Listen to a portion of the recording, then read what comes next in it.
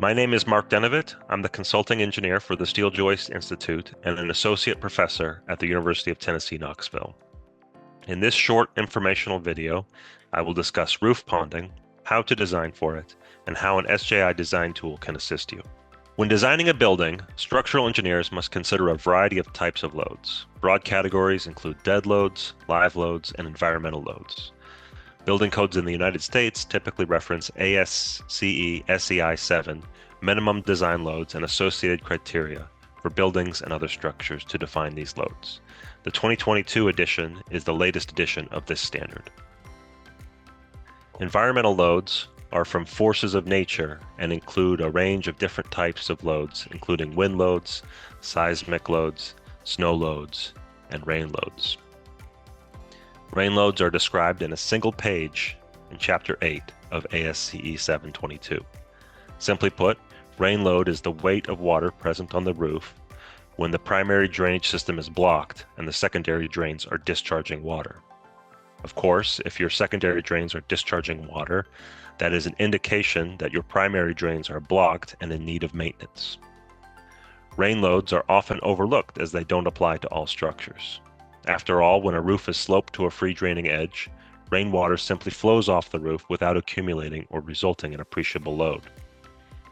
However, for flat roofs, low slope roofs, or those without a free draining edge, water can accumulate, and that accumulation must be considered when sizing roof members. ASCE 722 separates the rain load into three components: static head, hydraulic head, and ponding head. The coefficient 5.2 is simply the unit weight of water in pounds per square foot per inch.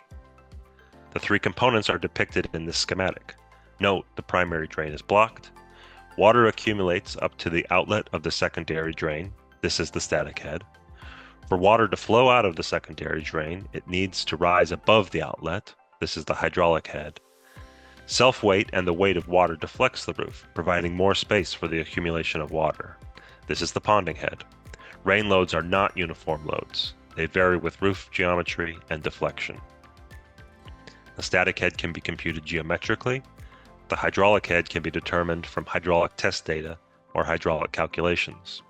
Ponding head must be determined from structural analysis. Specifically, the ponding head shall be based on structural analysis as the depth of water caused by deflections of the roof subjected to unfactored rain load and unfactored dead load. Note that the ponding head, a component of the rain load, depends on the rain load. The result of this circular definition is the structural analysis to determine the ponding head must be a nonlinear structural analysis, but that doesn't mean it needs to be complicated. Guidance for performing ponding analyses is presented in AISC SJI Design Guide 40. This guide describes 4 different ponding analysis methods. The most generally applicable method is iterative analysis, which follows an intuitive approach to ponding analysis. An iterative ponding analysis starts with the undeflected shape. In this example, the structure is a joist with a 40-foot span supporting dead load and 3 inches of water representing the static and hydraulic head. The joist is assumed to be without camber for simplicity.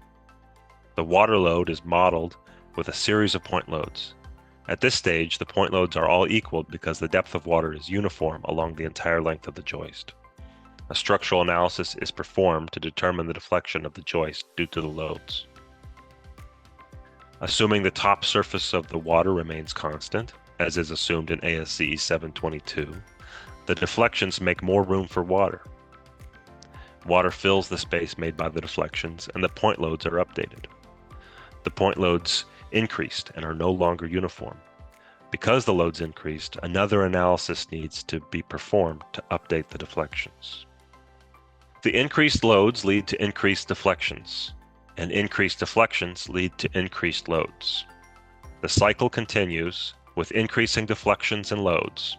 Fortunately, in this case, the increments of deflection and load are decreasing with each iteration, indicating that the analysis will eventually converge. After more iterations, the analysis converges. This deflected shape and set of loads represents the solution to the ponding analysis. The water load on the joist in this condition, including the ponding head, is almost twice the original water load.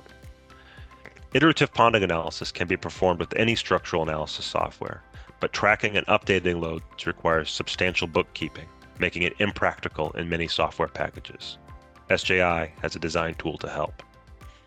The SJI Roof Bay Analysis tool has a ponding analysis feature which automates the process for open web steel joist and structural steel framing options. It is a free download and easy to use. The analysis is performed with the click of a button, and all the bookkeeping is handled in the background. Once the analysis converges, tables of results are displayed showing the depth of water, loading on secondary members, deck strength checks, and primary and secondary member strength checks. If any checks fail, the roof bay design can be modified and the analysis rerun.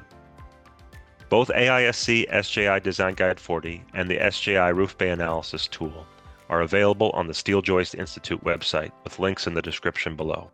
I hope this information has been helpful. Thank you for joining us. Watch additional educational videos from the Steel Joist Institute at youtube.com/steeljoist. If you have any questions, contact the Steel Joist Institute, visit our website at steeljoist.org, or contact an SJI member company.